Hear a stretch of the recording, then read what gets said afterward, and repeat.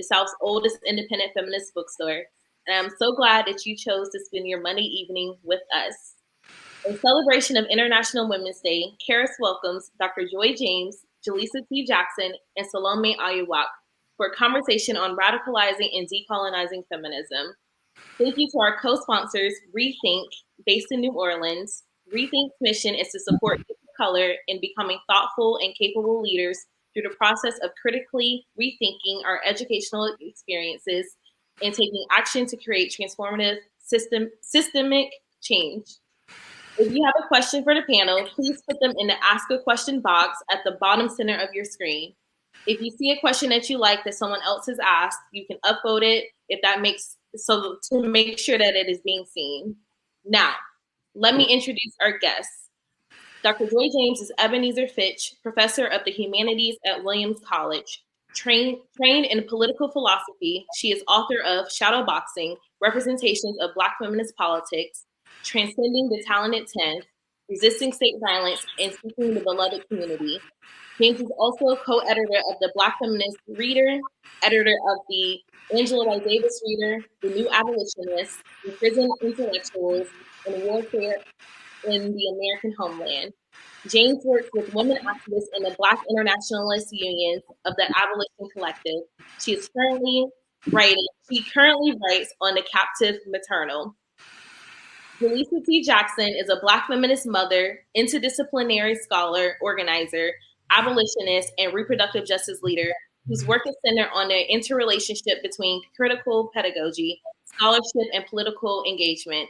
As the director of community engagement at Feminist Women's Health Center, they lead the development of the center's comprehensive vision, strategy, implementation, and evaluation plan for community engagement, education, organizing, and leadership development programs and initiatives. Jalessah is the founder and co-chair of the Decolonial Feminist Collective, a collaborative political education research solidarity building project based on principles of decoloniality. In addition to their advocacy work, they teach courses in community health and social sciences, African and African diaspora studies, and gender women's sexuality studies. Across her work, her focus has been on the ways that systems of oppression structure opportunities in society, and their daily work has been within communities who are marginalized through those structures. Basically, she be busy. Salome Ayuak is a member of the Horn of Africa Pan-Africanists for Liberation and Solidarity and co-chair of the Decolonial Feminist Collective. Outside of formations, Salome is a co-author of a forthcoming textbook chapter on teaching world politics in ways that account for interlockings of colonial structures that impact how we learn and understand our worlds. It is a great honor to welcome Dr. Joy James, Jalessah T. Jackson, and Salome Ayuak. Thank you. Thank you. Thank you. Welcome, and thank you for being with us, Professor James. We've been really looking forward to this conversation with you tonight. And I know folks in the chat are really excited and looking forward to digging in. So I just wanted to really quickly start with a land acknowledgement before we get into our questions. Just wanted to begin by acknowledging that I'm currently on Siouxland territory. I live here in Southwest Atlanta, territory of the Muskogee Creek people, descendants of mound builders. The Muskogee people were expelled from their ancestral lands, which includes the area now known as Alabama, Georgia, Florida, and South Carolina. Before the United States government stole their homelands, they lived in autonomous towns that together formed a multi-part union known as the Muskogee Creek Confederacy. Most Muskogee in the area of present-day Georgia were speakers of Hitchiti, and I probably am butchering that, Hitchiti, one of multiple Muskogean languages and one of the many indigenous languages which has perished due to the European invasion and genocide. Other cultural practices like the sharing of all property and making decisions via community consensus were expectuated with the processes of genocide and forced assimilation within the capitalist economy and culture of European colonists. This is important because local histories of colonization, disenfranchisement, and oppression have had devastating effects on the indigenous and African communities here and around the world. We also recognize that in these southern lands, stolen Africans revolted and cultivated communities, such as the Africans at Ibu Landing, who drowned ship crews and chose the water over capitalist exploitation. The knowledges and experiences of peoples of these nations are connected to the land and are dynamically present in this space today. As participants and entities engaging with concepts of knowledge production, coloniality, decoloniality, militarism, and Black feminisms, we recognize as our responsibility to respect Indigenous ways of knowing and being. Gotcha. Thank you, Jalessah. Thank you. And thank you, Carrie, for hosting this event. And thank you, Dr. James, for being with us today as we celebrate International Women's Day. And I guess the first question to ask is just to kind of see what your thoughts are on this, this celebration of the universal celebration of International Women's Day, especially with consideration to the socialist roots of the holiday. As well as what decolonial scholars like Lugones and Owumi offer around coloniality of gender. So the question is, how can analysis of gender that accounts for its coloniality move us from gender equality to the destruction of the colonial systems that produce said inequalities to begin with, especially as we celebrate today, International Women's Day? Right. Well, thanks for the question, but thank you for your presence and your intellect and beauty and your commitment. And of course, Cheris has that too. So to add on for sponsoring. The first thing that came to mind with the acknowledgement was that the Muskogee are also petitioning Deb Haaland, who might be the new incoming, hopefully the new incoming Secretary of the Interior, and how our presentation of our stories, our histories, our lives, our desires, our commitments are tied into our gender, or some as non-gendered, refusing to be gendered, our race, but also how we manifest always as sort of an anomaly. So even to answer your question, I'm answering it as one of those anomalous entities, right? So the Black Muskogee's position is, as Black Indians, do we get recognition? And I would argue that's writ large. Like, the adjective Black is not just an adjective, right? It becomes, as you say, it becomes like a meditation of whether or not we jump ship, whether or not we stay and raise our kids, whether or not we, become captive maternals who are conflicted and enter corporations or governments we don't trust, but we need to bring resources back home. And so what gender is to us, what it means to be a woman on International Women's Day, is a continuous process of experimentation, desire, fire, and risk-taking.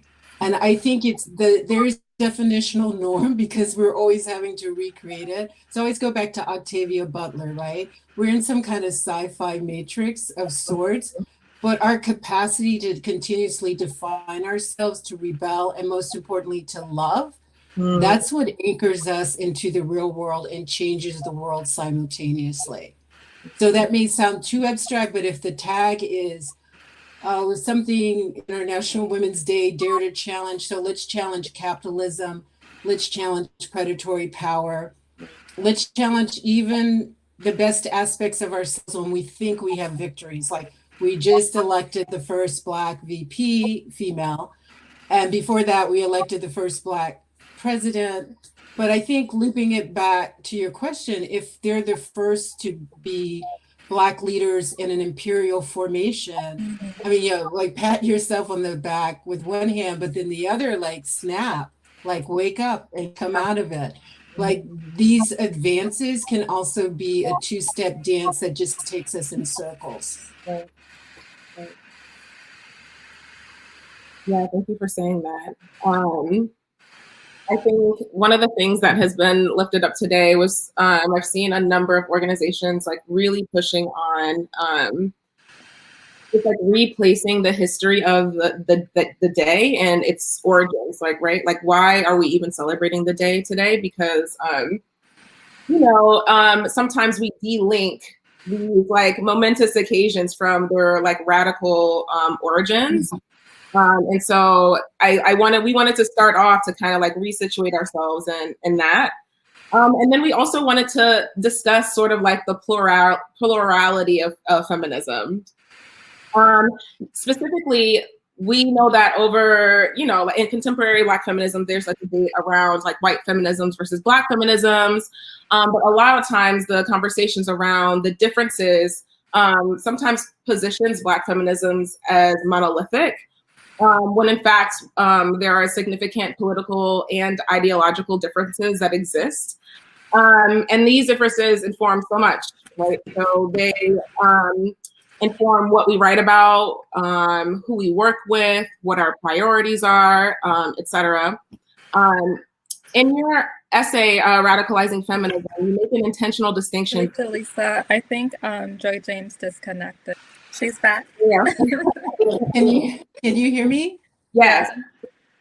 Okay, I'm sorry. This internet is so strange. So I caught, I think, most of what you said, right? So the origins really start with German socialists, right? And later picked up by Russian, women, who are talking about feeding their kids. I mean, the whole thing about being the maternal that has to reproduce life, but nurture it, right? I'm not just reproducing laborers, right? Or workers or somebody to be exploited or sex trafficked, right? So it grows from over a century ago. Its root is in workers' rights. Right. Now, at the time, they don't have to deal with white supremacy. I mean, because it's turning as a European formation. So Lenin thinks the revolution can't happen. He's in exile. And it's the women peasants, so the agricultural workers, laborers, who throw down and say, even though the trade unionists, the official men in power say, this is the wrong time to strike. They're like, gotta feed my kids, take care of my family, we're striking.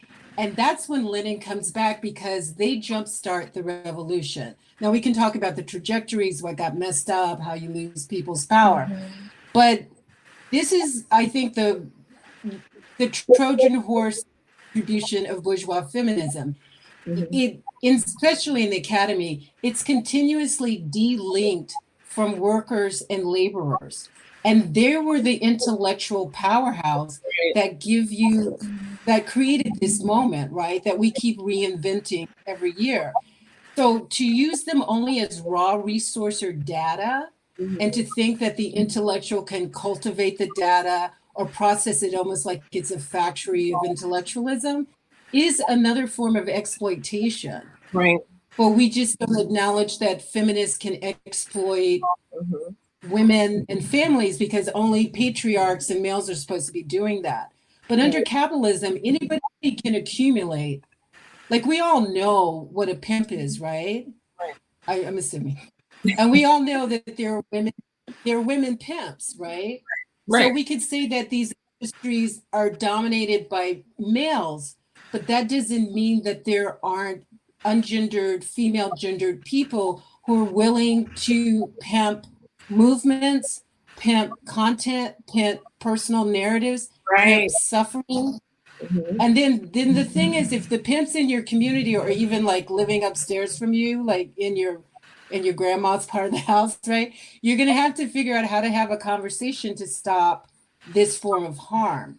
So I always see it like we're facing predators. We have the internal, because we're human, this proclivity to accumulate more wealth than we need, prestige, which is just like a mind, it's like a peacock on steroids, right? Because there's a never enough prestige, right? And then there's the external police forces, the ones that beat and brutalize the women who were striking for fair wages, and that are willing to engage in this sort of like spectacular act of violence against Black people, because it's more than just about the economy. It's about a kind of existential whiteness that has to be reproduced through violence. So, how feminism, women are our allies when they work as our allies. Feminism, if it gets caught into a container and begins to reproduce itself, alienated from our labor and our desires. And I'm not, I'm a white collar worker. So I didn't have to go through the pandemic the way other people did, trying to feed their kids and putting themselves at risk. And so the question is, how can you influence bourgeois feminism that doesn't need you once it's cultivated your DNA and your data? So that, that becomes like the struggle, like come back home. But what's the incentive if it's going to mean you're going to lose personal power, personal prestige in order to have collective power as Black power and as women's power or ungendered power, like for freedom? Right. Yeah.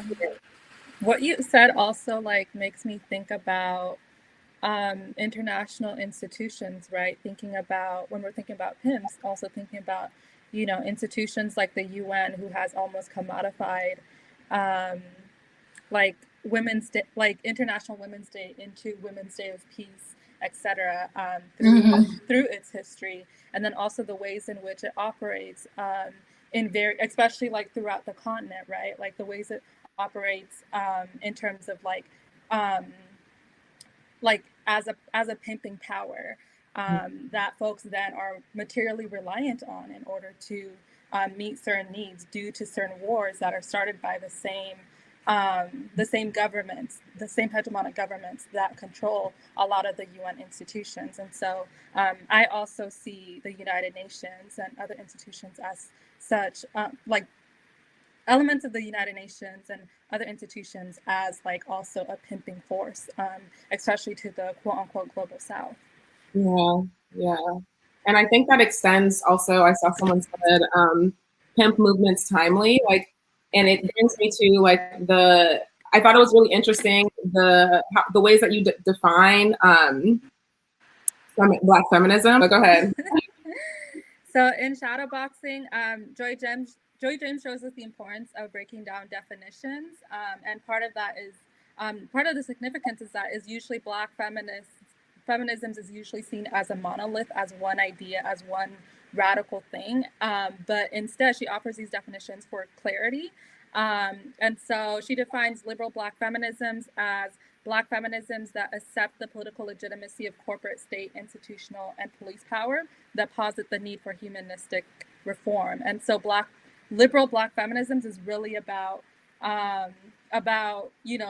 for example, gender equality, as opposed to actually looking at, the oppressive systems that, create those inequalities and that cultivate gender in the first place and binarizes gender in the first place. And then a definition of radical Black feminisms that Joy James also offers is radical Black feminisms. It's Black feminisms that view female Black oppression as stemming from capitalism, neocolonialism, and the corporate state. So Black radical feminism is very much, it's a particular view, a particular critique, a particular look at it stemming from these systems. And then revolutionary Black feminisms, the definition that is posed in the book is revolutionary Black feminisms explicitly challenge state and corporate dominance and critique the privileged status of bourgeois elites among the quote-unquote left by connecting political theory for radical transformation with political acts to abolish corporate, state, and elite dominance.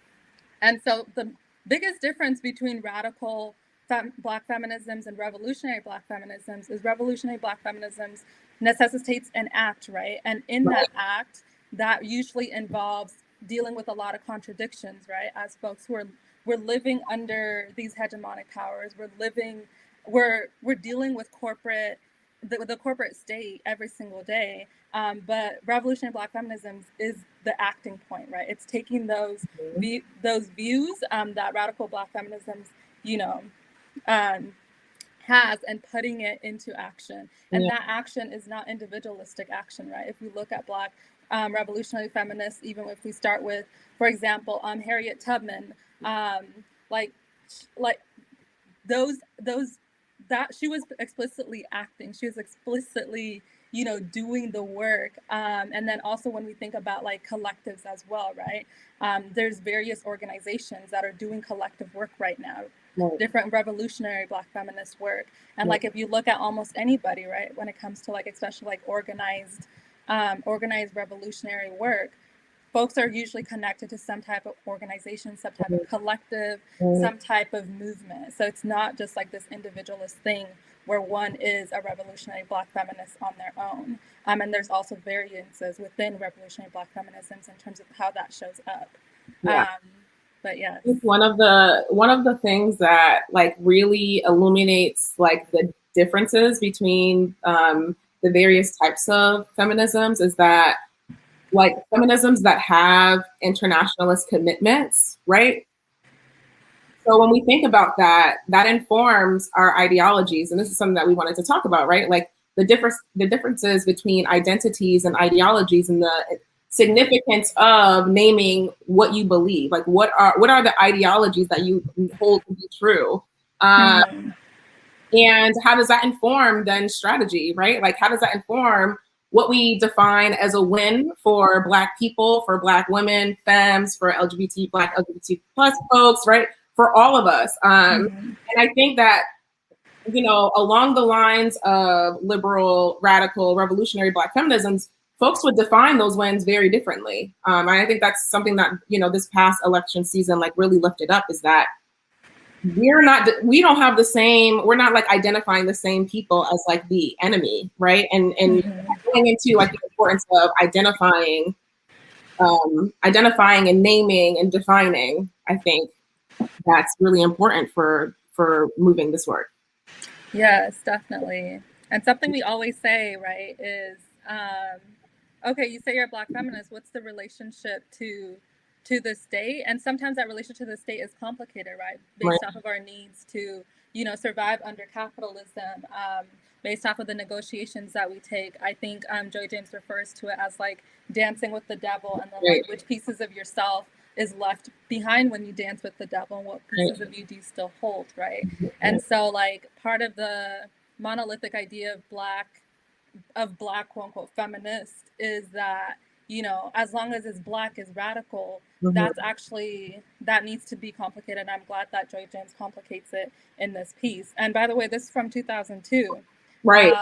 And it's something that, you know, that like, that hasn't been like widely spread, at least from what I know. I was not I was in elementary school in 2002, so I don't know how it was spread like during that time in terms of the definitions. And I think these definitions are so important today, and that's part of the importance of writing, right? So that it stays with us and that we could learn from it, etc. I'm not sure how many folks in the audience have had access to it.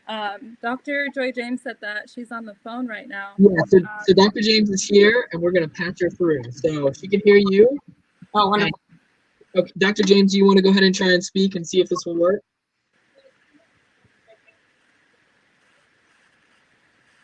Go ahead and try. Hi, can you guys hear me? Yes.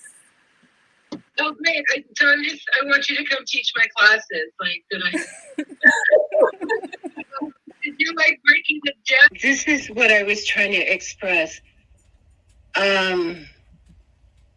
We had one of those fierce movements, right? We still do have movements that contribute, but the understanding was clear that principled politics were not purity politics, right?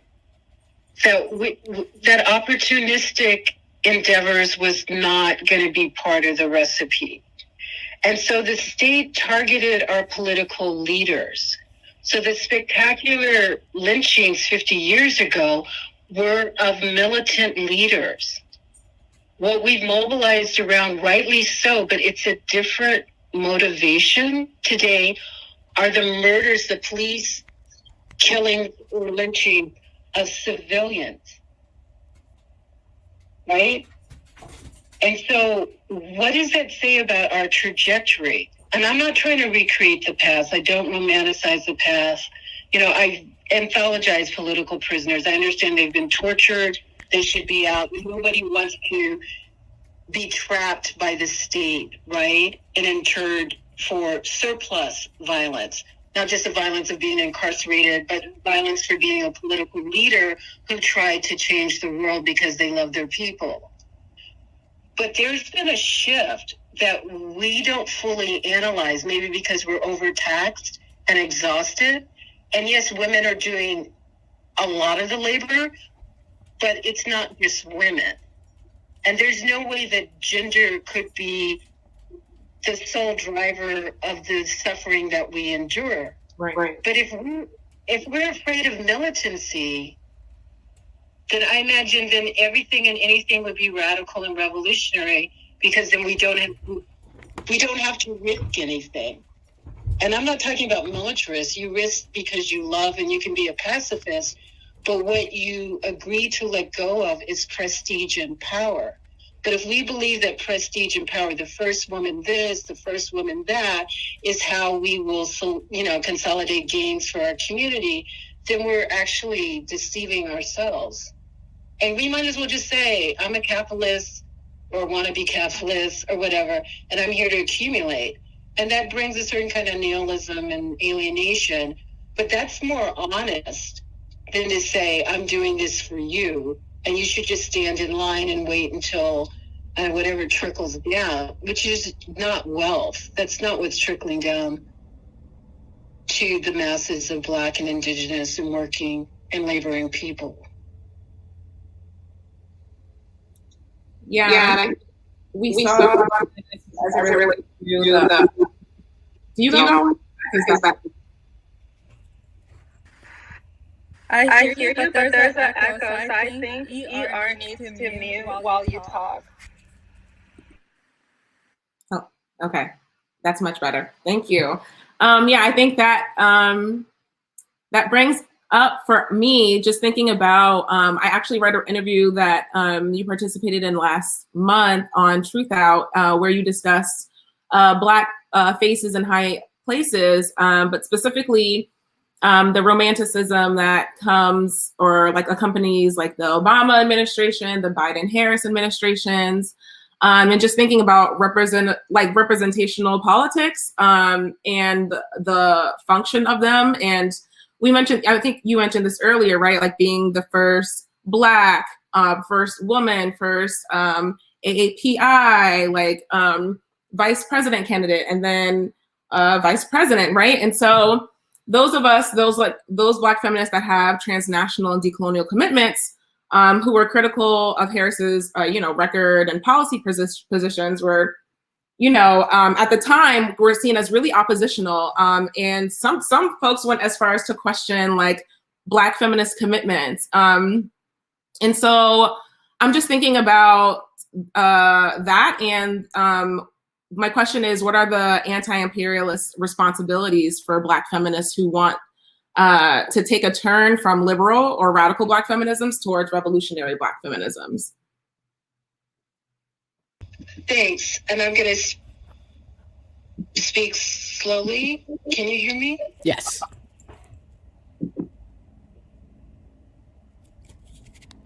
I think Jalessah to mute. So to answer your question, you can hear me, I think, right? Can they hear me? Yes. Yes. Okay. I would say AFRICOM would be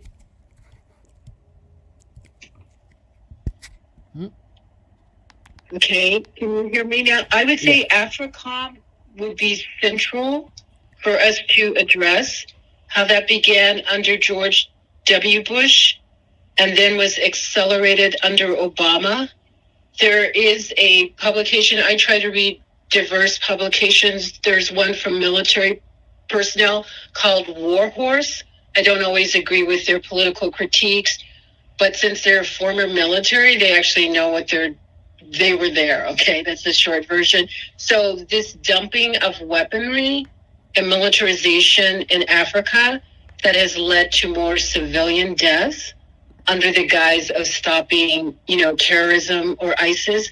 I mean, we have to be involved in foreign policy because U.S. foreign policy is imperialist, it's racist, and it's capitalist. So it's just the flip side of the coin of U.S. domestic policy. And there's no way that you could wrestle with one side of the coin and pretend like the other side of the coin isn't existing, right? That it does not exist, that it's not going to be a problem. And there's slippage. I mean, they meld together. Like former military joined the local police forces former military join Eric Prince's mercenary army. And what we're against, which is rape, starving children, dislocation, mass migration, flight from war, right? And in different forms of slavery, means we're against war. At the same time, we are war resistors. Because inevitably when we build, that chaos, that, surveillance, that disruption, destabilization, that will come to us.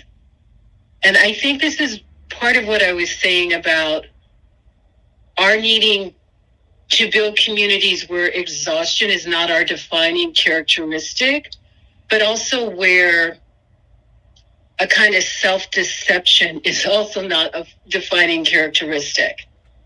I think of the captive maternal in 4 stages. They're multiples, right? The first is a stage of the caretaker.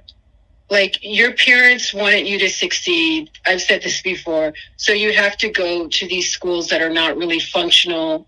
You have to get good grades, even if you're taught, ideology that is really not in the interest of workers or Black people or women or LGBTQ communities. But the compromise is that first level. Sometimes we know we're being compromised and we're conflicted. Sometimes people are celebratory, like, look, I made it, in the pecking order. The second stage is the protest.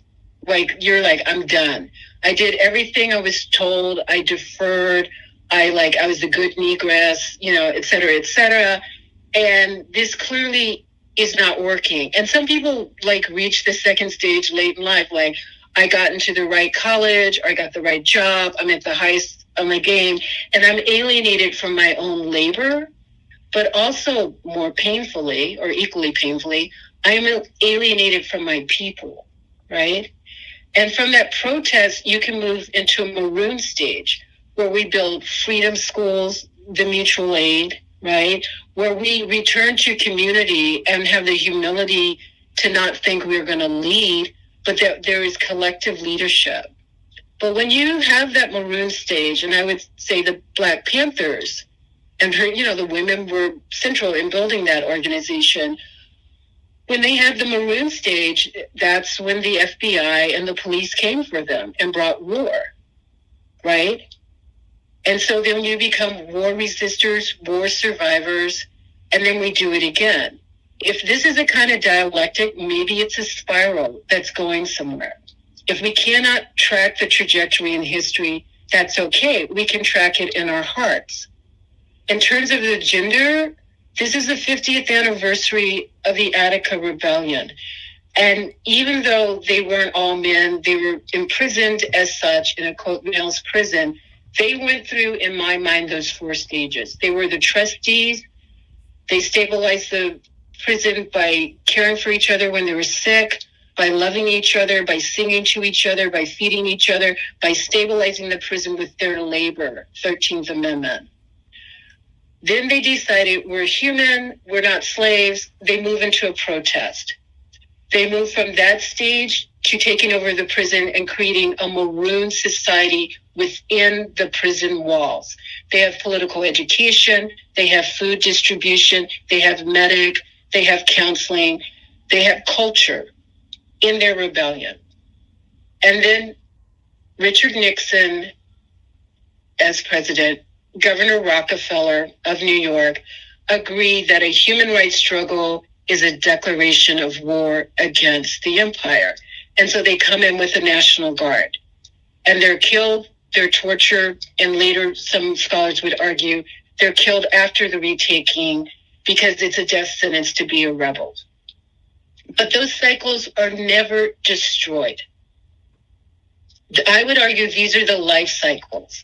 And you can put different labels on them, you can move them around, doesn't matter. The point is that we continue to exist because we've always fought. And now we need to figure out collectively what is the integrity of our resistance.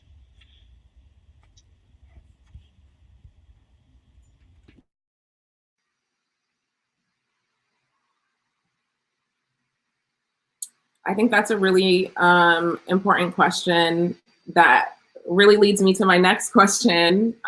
With that in mind, thinking about the captive maternal and, you know, the movement space that Salome and I have worked in is the reproductive justice movement space, right? Where RJ is defined or really captured within its 4 tenets. The first being the right to have a child, the second being the right to not have a child, the third being the right to raise our children in safe and sustainable communities without the fear or threat from individuals or the state. And then the right to have access to bodily autonomy, right? And so these are some of the things that really came up for me as it relates to the captive maternal. And because you know, we're in a time now where there is a lot of money being funneled into like electoral politics, and increasing focus on policy solutions to address the issues that folks are facing and that RJ is equipped to address. I'm curious about how we might reorient ourselves to the needs of children and youth in a way that does not reify harmful systems, institutions, and practices. Yeah, that's a great and complicated question, right? Which I can't, completely or competently answer. But it's a hard one. Like, you have kids, you want them to survive. Mm-hmm. But then when I look at our movements, they tend to be sparked by the inversion of time, right? That your children are supposed to bury you, mm-hmm. and then you Emmett Till, and you end up burying your children. I mean, then time doesn't work for us anymore. Mm-hmm. Your children are supposed to outlive you. Right. I mean, this is the greatest gift. And they don't have to be your biological children. They just, everybody's children, right? But in a society that has built itself on predation, genocide, enslavement, torture, mass rape to accumulate 3/5, as Britain said, Thomas Jefferson, every child Sally Hemings has, by him, right, is building his political career so he can win the presidency with the Electoral College. Southern plantation presidents dominate, right, in a certain era. So if we're not gullible about the democracy, its origin story, right, I don't think we could be gullible about its present manifestations and its future trajectory. See, the thing I've learned from mothers who've lost children, like from the Chicago mothers whose children, their sons were killed by police, CPD, or I've met some whose sons were tortured into false confessions, or mothers I've met in Colombia, or mothers I've met in Brazil. It's like that loss is so disintegrating that you're reborn as some other kind of militant. And that it shouldn't take that, right? I mean, nobody should lose a child, but inevitably disease. But losing it from predatory police forces, from lynching, that's just insult on top of vulnerability. And that disintegration didn't mean that they gave up. It's just mean they were, reborn through the death of a child into another kind of political being.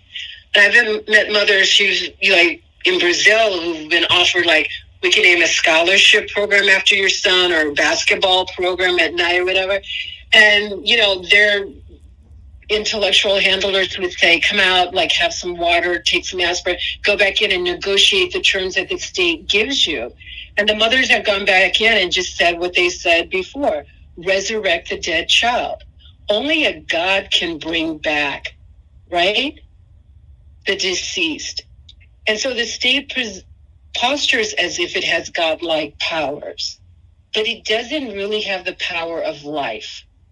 It just has the technology of death. So if we're not gullible about that, then the only thing left for us is love and revolutionary struggle. I'm saying this, right, white collar, steady job, whatever. And I'll still get paid. I can say, and then tomorrow they still have to pay me. But There are people who are much more vulnerable and who are closer to the loss of the child and fall into a disarray that maybe they rematerialize like George and Jonathan Jackson's mother did, Mrs. Georgia B. Jackson, right? Or maybe they just disappear into like depression. I don't know.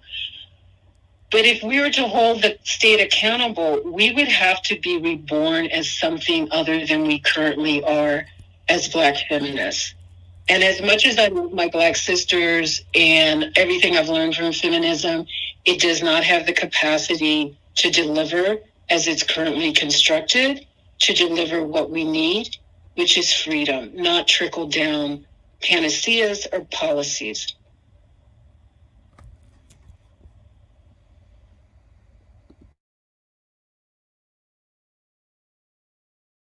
Thank you.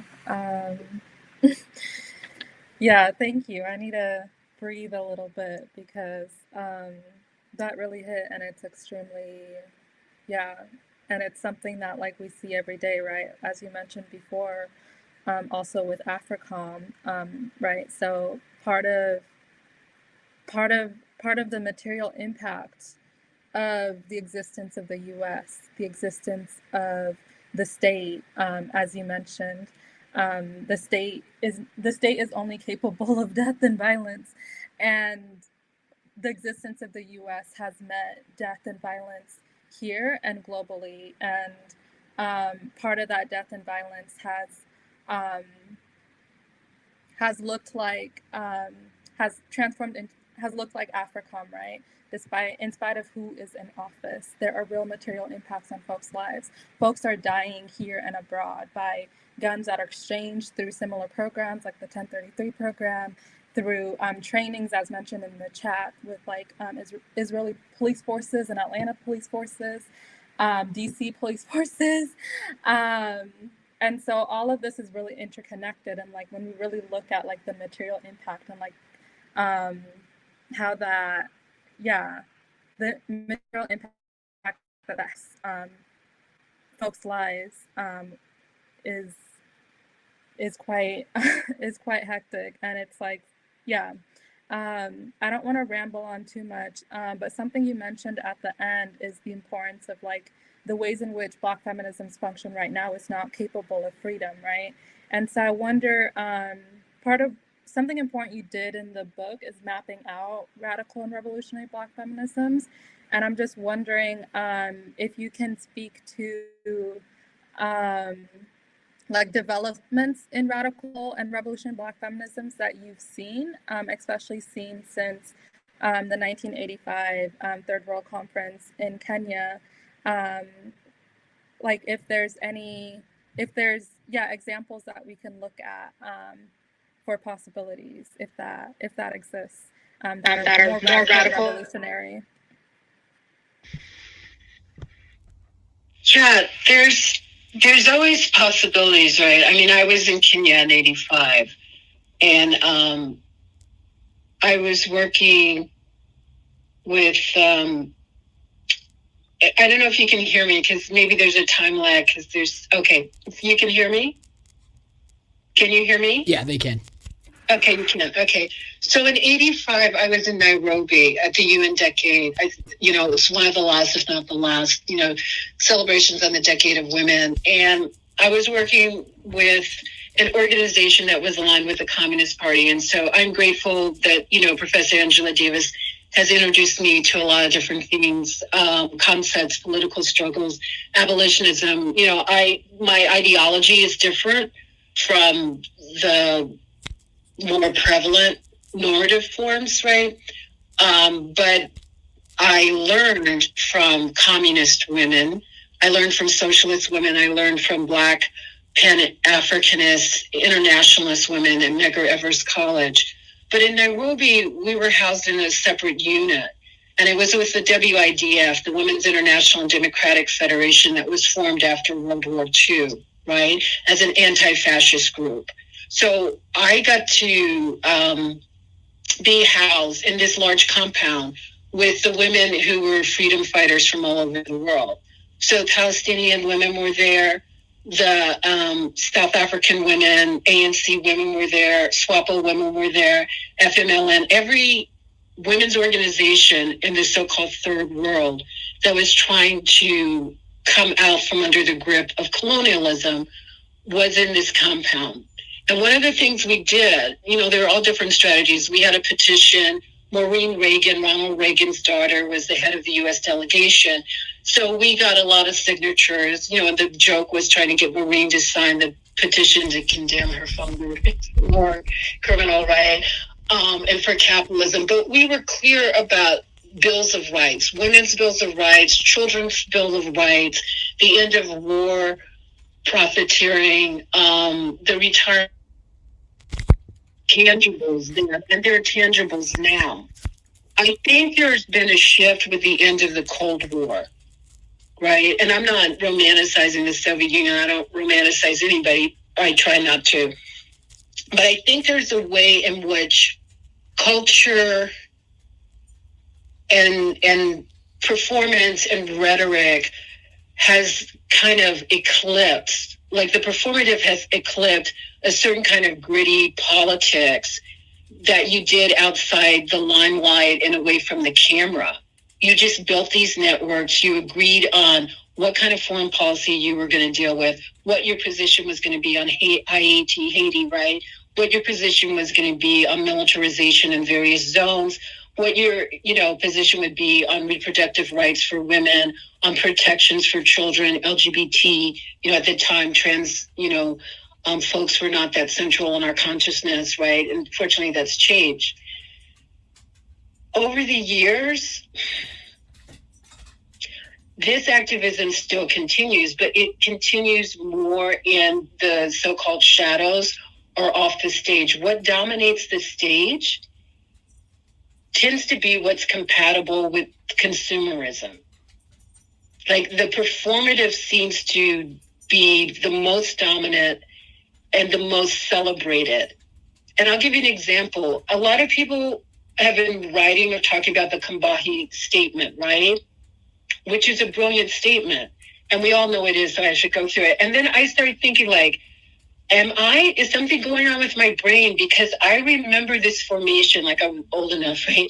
To remember this formation starting because Black teenage girls mostly were murdered and found in dumpsters. And not only did the police not care, I believe this was in the Boston area, because they were identified as sex workers, like that's air quotes, but criminalization of work again, right? But also the Black clergy and the Black bourgeoisie did not seem to care. So violence was the origin story. And resisting violence, resisting war from a serial killer or a pimp or the cops, it could have been like nobody knew. That's what sparked this collective. But as I hear most people talk about it, that they've kind of gone to the aspirational and the rhetorical and lost the origin story. Like those girls were disappeared and they had people who cared about them. And the women who formed this organization understood them to be the catalyst that called for it. So when I go to church for various reasons, Black church, intellectual church, male, female pastors, right? But Black Myths podcast put me in touch with a link to, I'll just give her first name, Reverend Alexis, who in a sermon talked about the captive maternal. So I'm coming circle back, right? And she talked about Moses' mother as a captive maternal, right? And that, I believe her name is Jacobet, if that's how you pronounce it, that she understood that in a time of war and siege, you could lose your child from an edict from the state, from Pharaoh. So she has his older sister take him out to the water, and in their little basket that's waterproof, and float it and stay in the reeds and watch. So when Pharaoh's daughter comes and sees the child, the young girl appears and says, I know somebody who can nurse that child. And then the Pharaoh's daughter is, okay, take, to the nurse, and then at a certain time bring back. And according to Reverend Alexis, when Moses' mother took him back in her arms, she gave him the talk. the talk that Black parents give to their kids. This is how you survive a predatory, racist, capitalist system. This is how you watch the police watch you and manage to come home.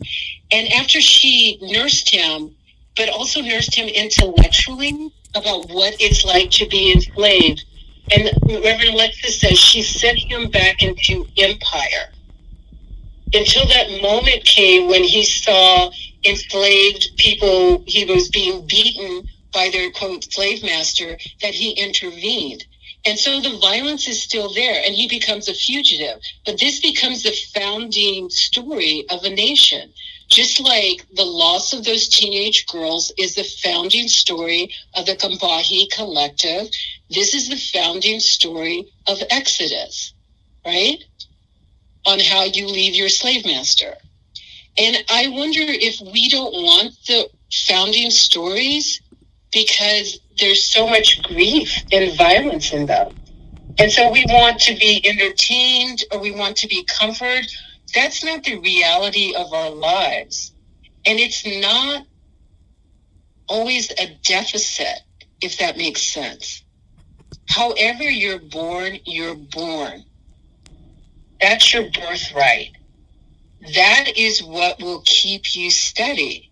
You forget that, you really don't know where you came from. And then anybody can tell you anything about who you are and what you're supposed to do. If you know who your people are, where you came from, what they endured, jump ship, don't jump ship, rebel, don't rebel, that will be the framework that we can lean on, and it will comfort us because we understand grace with grief.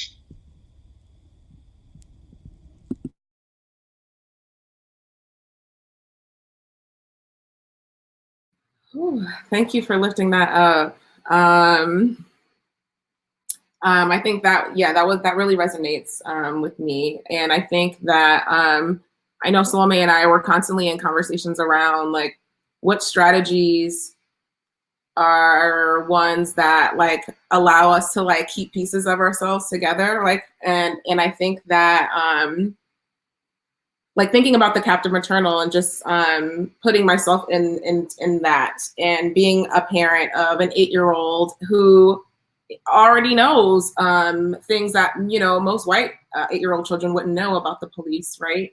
Already has like a level of fear, or has a sense of threat when she sees the police, right? And so I think about that, you know, the like what the responsibility, when we think about revolutionary Black feminisms, like what responsibilities we have as you know, caregivers and caretakers, and also just thinking about you know, pushing back on schooling, because that's what a lot of us perceived when we were in school, right? And actually taking time to radicalize our children, I guess, for lack of better terms, right? Like what types of conversations are we having that also affirm our political commitments, that also affirm ideologies? How are we in relationship with one another? How are we in relationship across movements? I'm just curious about, you know, what was my question? I'm sorry.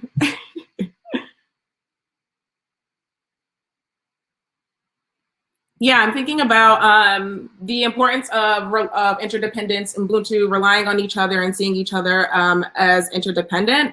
And I know that in recent talks, you've talked about the function or the possibilities of community control of policing. And I was just wondering if you could discuss your position on that, and how, and you know, how we might address violence that comes with policing that we see both here and transnationally. Yeah, thank you.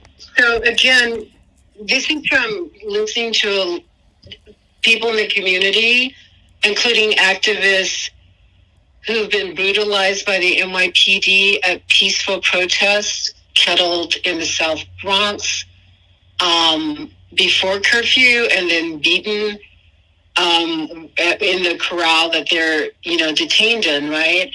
And so my understanding, increasingly being informed by the community or communities in plural, is that as important as defund the police may be for some, and how other people like Obama and, you know, more entrenched politicians will say, this is the language that scares people away. I'm not sure those were the people who were committed to equity and freedom in the first place. But defunding sometimes just devolves into a budgetary and policy issue. And I believe if you can get certain money at a particular time, and I believe this is what Johnson did, Nixon did, throw money, you know, into nonprofits, et cetera, and then once things stabilize, just take the money back. Like now you have a basketball program, again, what they offered the mother in Brazil, and she declined because she wanted justice in the lack, you know, in the absence of the child returning. She wanted justice, and you can't buy justice. So the monetary focus on dollars, it seems to suggest that you actually have power. I would argue that unless you control the budgetary process and think you can control it for years to come, it's power that will be elusive.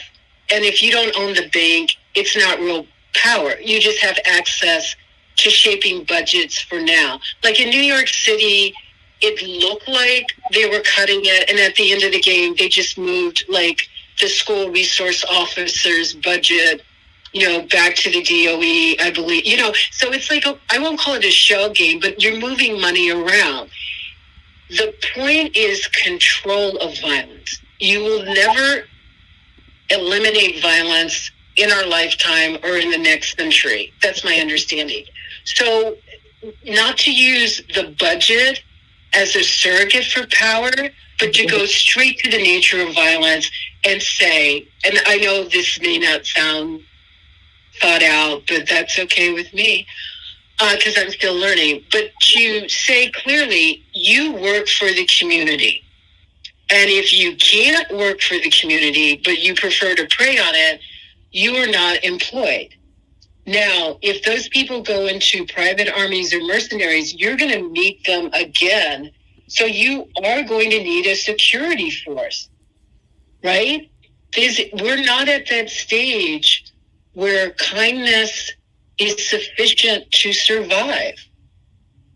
You know, yes, be kind and be loving, but if the rationale of the police is not to have an emotional landscape that you can enter, but to have a control of force as a monopoly, they're not dealing on that same therapeutic modality that we want to raise our kids with.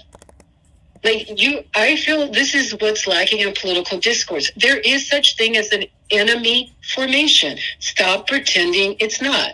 If you live in a country the U.S. invaded or sent the CIA to destabilize or try to assassinate its socialist-leaning leaders, they don't live in a fairyland of, oh, we trust the United States with security issues. You have to watch what the U.S. does abroad, but you have to watch what policing does at home. And so I think, again, this is what I was trying to say about Jochebed and Moses. Whatever we need emotionally to come to terms with how violent this zone is that we've reincarnated in, get those needs met. And then you will be able to think more clearly about what to do with violence. We're going to have to meet it. I grew up. Okay, so I'm coming to terms with the fact that my father, when he died, was a lieutenant colonel who was probably in intelligence and was probably one of those black unicorns that was helping to, I have to push like empire forward. Like I grew up on military bases. There is a culture there. Violence is normative. What's the big deal? But in civilian life, it becomes almost like the third rail you can't talk about and you can't be clear about.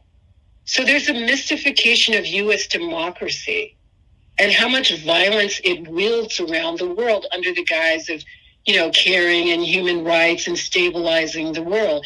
And then we demonize Trump. That's good. Yeah, fine, go ahead. Don't have a problem. But Trump was not an isolate.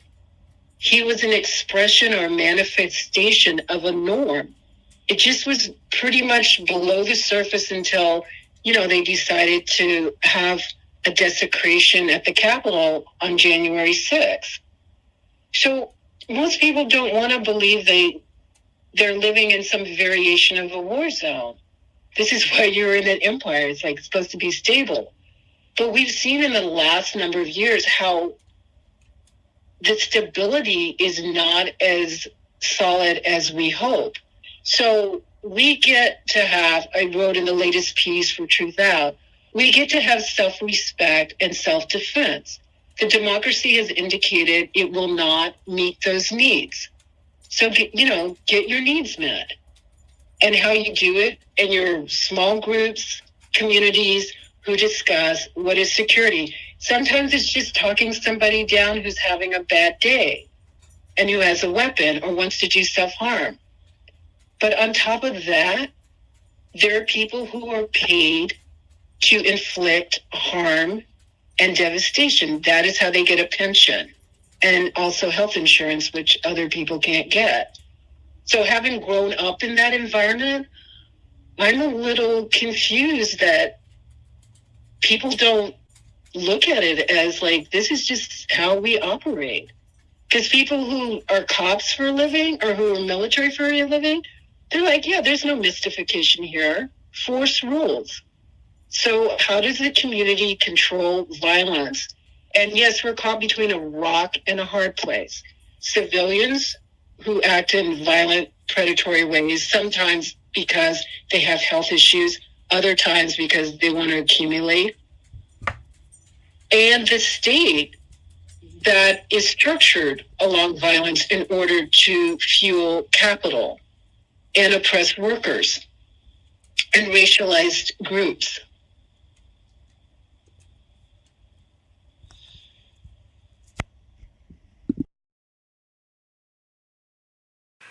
Thank you.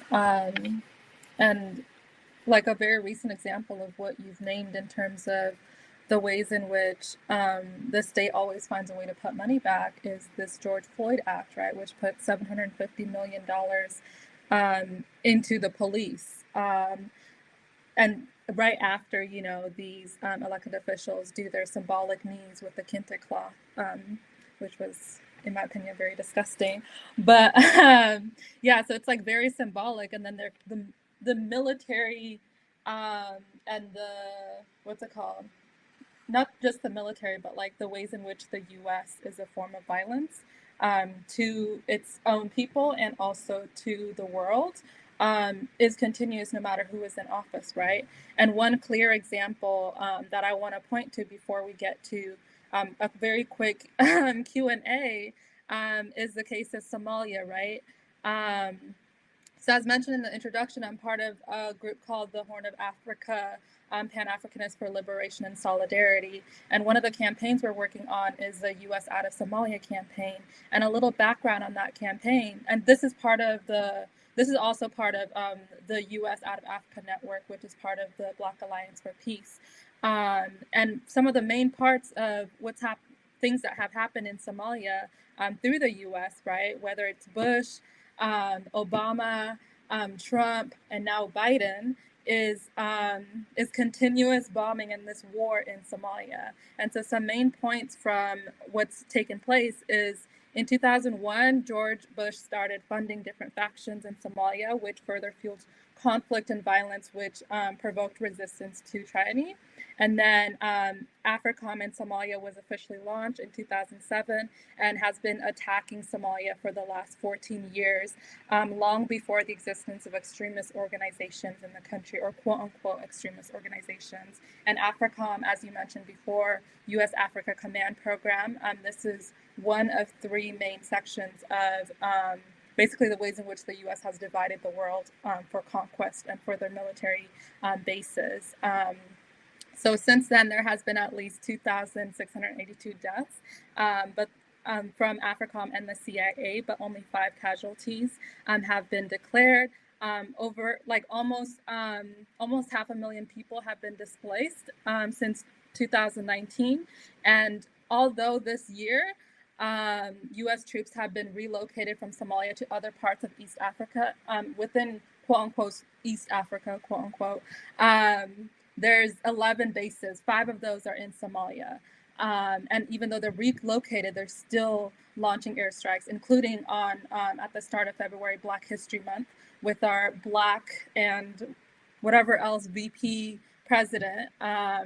And so part of what we're trying to do with this campaign is raise awareness of what's going on, but then also and deepen our deepen groundings in understanding that like a war on Somalia is a war on all Black people, a war on any Black folks, on any Black person around the world is a war on like all of us. And so I think that's like really important. And then also this program is a program that needs to stop and needs to be overturned. And also there are survivors who right now are in critical need. And we will have more information on how to help with like the monetary aspect of the campaign in the coming weeks. But we have launched our campaign. I believe somebody, yes, thank you, Yolian, has linked our webinar, and then I'm gonna link the website and our Twitter so that you could see more information about the campaign.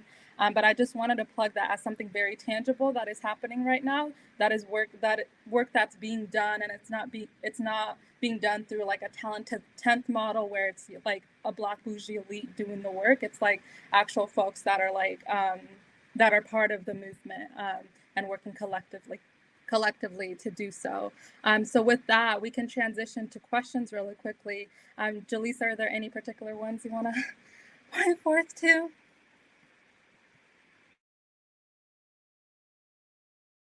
Someone asked if Dr. James could talk about the connection between what she just said about the control of violence and revolutionary struggle she's previously spoken about.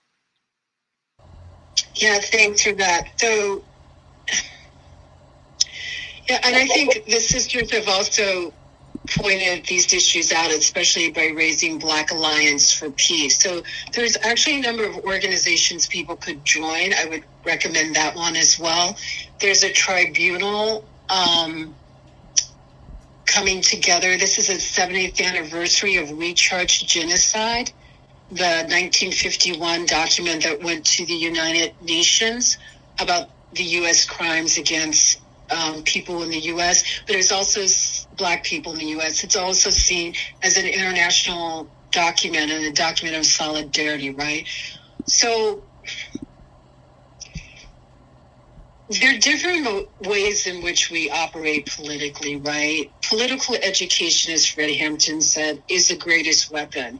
And so the sisters have pointed that out, like from when they were breaking things down earlier, you know, until as they wrap it into a close by pointing us to places, formations we can go to learn more. Politically educated, we will understand that as people who live in an empire that we have to engage in the imperial play, right? In order to stop it. That whatever happens, you know, if you say local politics or global, okay, that's understandable. But U.S. foreign policy is critical because it's funding.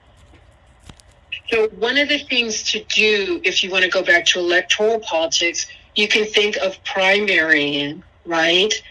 Standard bearer Democrats. Like, this is how Cori Bush got in. Like, she unseats, right, coming from Ferguson, right? African-American, you know, sister nurse, activist, unseats this Black family that's held this congressional seat for almost half a century, right? So to speak to the elected officials who are receptive to the analyses that there is no way you can save this democracy unless you cut it loose from its predatory military investments, right? How you do that and do everything else you do daily, your community will help you solve it. Like, I have no answer or statement to that, but I know I've said elsewhere, we can't focus just on the local police, NYPD, Chicago PD, whatever. We have to think about the function of the FBI, the function of the CIA, the function of the National Guard, and it's huge because this is an empire and people are paid to keep it running. They have personnel, they have research, et cetera, but we also have intellect, we have will, and we've always had these international peace movements or connectors or anti-war movements. What I would caution against is, because this is International Women's Day, that we kicked this off talking about that, is exporting a certain kind of Black feminism outside of the States. If it's not working for working and laboring Black women in the U.S., pretty sure it's not going to work in Brazil. It's not going to work in Haiti. So the model that has become dominant here, if it's coming out of the academy, should not be exported. That was like, just ban it. Don't, and the coalition, which is going to be uneven, right? Because in the U.S., we have more disposable wealth, right? Like if I'm talking to Criolla, to Lucia and Criolla in Rio, and she's telling me that Black sisters can make $1 an hour, and we're, maybe in prison in the U.S., right? But there's no way in a regulated economy that could happen, even though people should have gotten the $15, still stuck at $7 and change.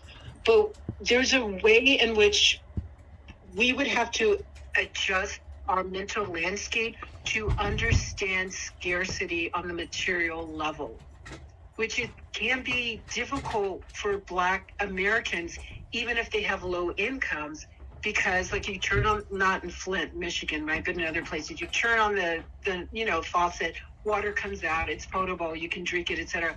We take a lot for granted here, and we're also distracted by entertainment. Netflix, we self-medicate through watching shows. Netflix, Amazon, even Judas and the Black Messiah, that's a Hollywood vehicle. Go ahead and watch it, learn something about Fred Hampton.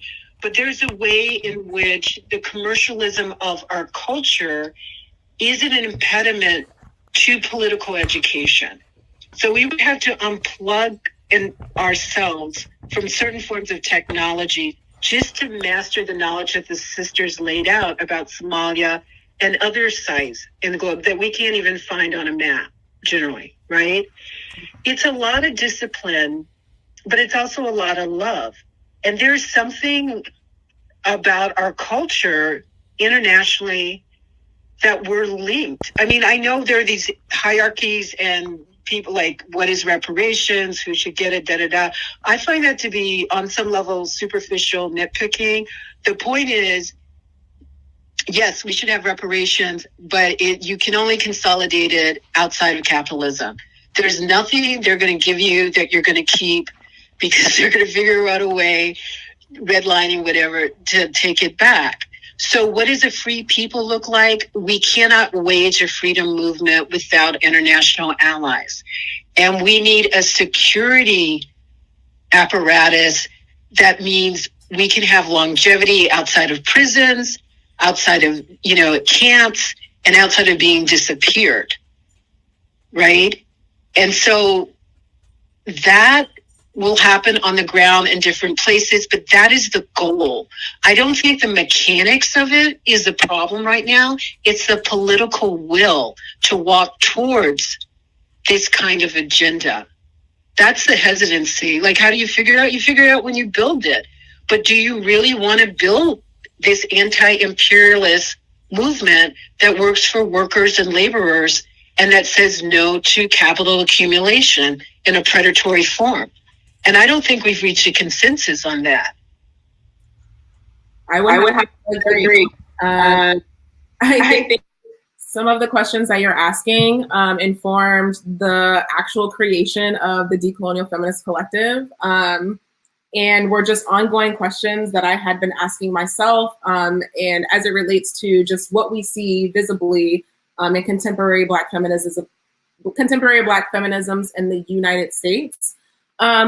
And another thing that your previous comments just brought up for me, as we're coming off of Black History Month and we're currently in Women's History Month, and folks are sharing images and, historical facts about some of our favorite feminists.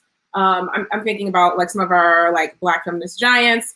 And one of the things that I've always noticed in like dominant conversations around some of them is that they are constantly and consistently de-linked from some of their like revolutionary politics. Even thinking about Audre Lorde and what some of her most popular work, and this sort of like, I don't want to say like disengaging, like her work after 1985 or 83, which was very much, she had very much so an anti-imperialist articulation of her politics. And she was really critical of her position as someone who had roots in the Caribbean, but also someone who was a U.S. citizen and what that meant. What does it mean to be a U.S. citizen, but also like an insurgent to the state?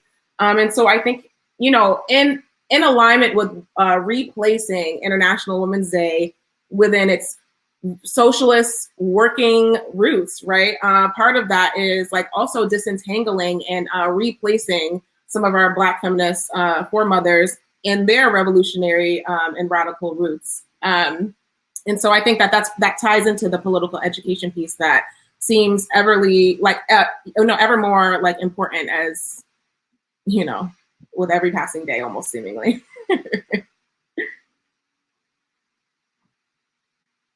I would add to that. I think we're going to have to start analyzing fascism, not like German. There's multiple forms of fascism, right? And what we saw on January 6th was stunning to white America, but Black people, really, like we've seen, these types of aggressions for centuries. And there's this strange, like, Black people save democracy moment going on, right? First, it was the electoral vote led by Black women enrolling people, which is a good thing. I'm not going to knock that. I'm just wondering how you end up with tropes out of struggles that can't redirect wealth, right, down to the mass. But now it's these Black officers who are telling the truth about what happened, during the siege on the Capitol. And they're being promoted in different ways. But like I said, I come from a military family. So having a Black officer doesn't mean that Black interests are going to be advanced. It just means that they're useful, right? And so there's a way in which we're encouraged to struggle even harder for democracy and to clean up the body waste that, from the Black workers who are cleaning up all that garbage that the invaders, I can't find a proper noun for them right now, left. But then they're the ones who are going to testify and tell the truth about, we don't know what the Pentagon or the Defense Department was doing because we asked for reinforcement for ours and it never showed up. Or there's a Black sister who's now the interim, right, chief and so on. And so I keep watching our function and our investment in a democracy that has never been invested in our freedoms. And so maybe what I said was you don't dance with the devil because, you can't come back with 2 feet.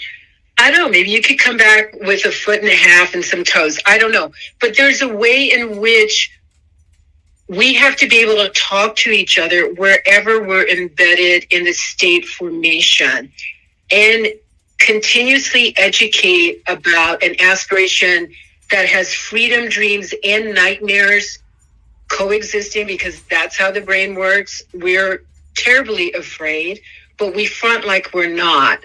Because look, we just got another place at the table or something like that. But we can trust each other up to a point. We can trust our cadre, explicitly, implicitly, but we need to develop bridges of communication and political education to people who decide to be embedded in the system. Are they going to lead us? I would say that would be a really bad idea if you go down that road.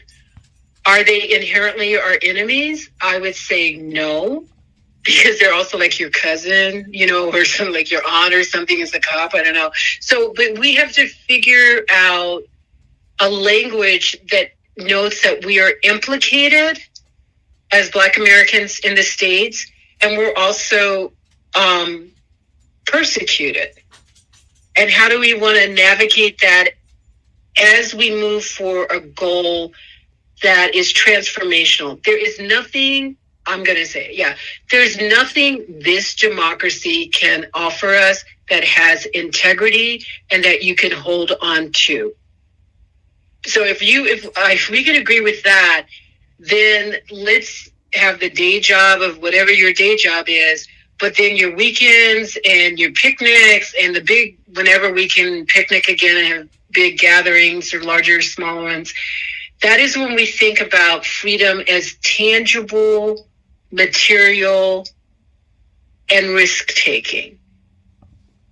And that's when the plans start to unfold. Like, this is, I'll like leave you with this little family thing. I'm like reconciling myself. My peer, everybody's transitioned pretty much, right? In terms of my elders. But I learned a lot from their contradictions.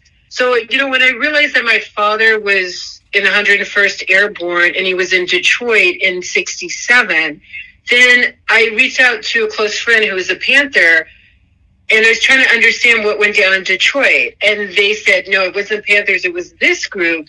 But this was what that group did. It defeated the local police. It defeated the state guard. It defeated the National Guard. Because they were so organized. And that's why you had to give bring in the 101st. They're not just regular military. They're anti-guerrilla movements. So I would say on an intellectual level, not, suggesting anything, but on an intellectual level, we are guerrilla intellectuals, as was Walter Rodney. We cannot be academic intellectuals and be useful. We can be academic intellectuals and accumulate prestige, celebrity power, more money in the bank. But to serve the people, the mass, liberation, justice, you would have to be a guerrilla intellectual. You would have to outthink your opponent. And they did, which is why they had to send in the 101st Airborne. So again, not recommending anything, can't repeat the past, but our capacity to think based on our experiential knowledge is amazing. We create culture people have never seen before, which means we can create revolutionary culture. And that's what we leave for the children.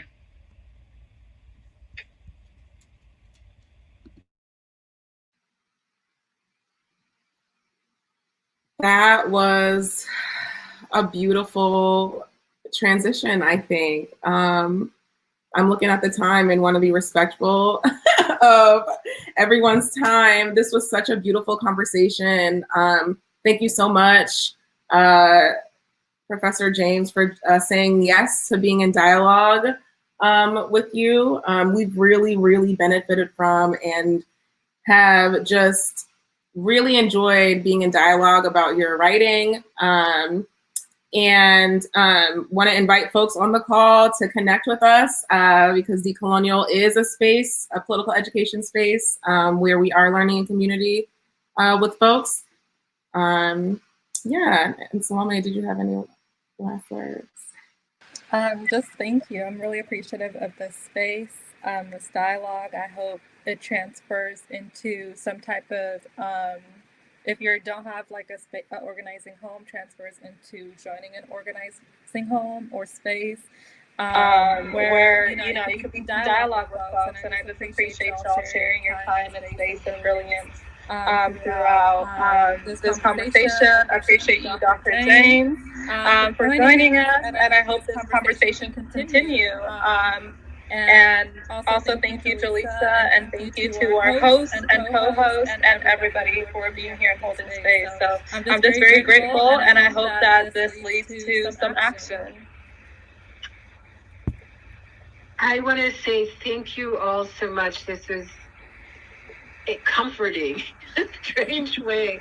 I don't understand why, but you know when something feels right. And I am so grateful that all of you are doing what you're doing and bringing light into the world. My deepest appreciation.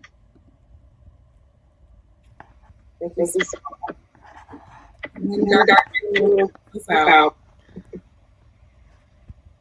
Bye-bye. Bye. Thank you. Bye.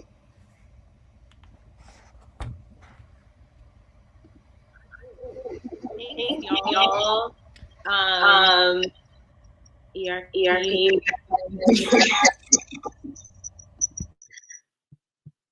All right.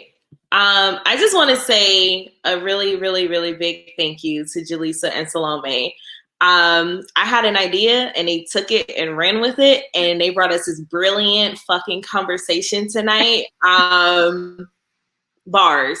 In Jalessah's words. Bars. That's it. So yes, thank y'all for sitting tight with us. I know we had a lot of tech issues.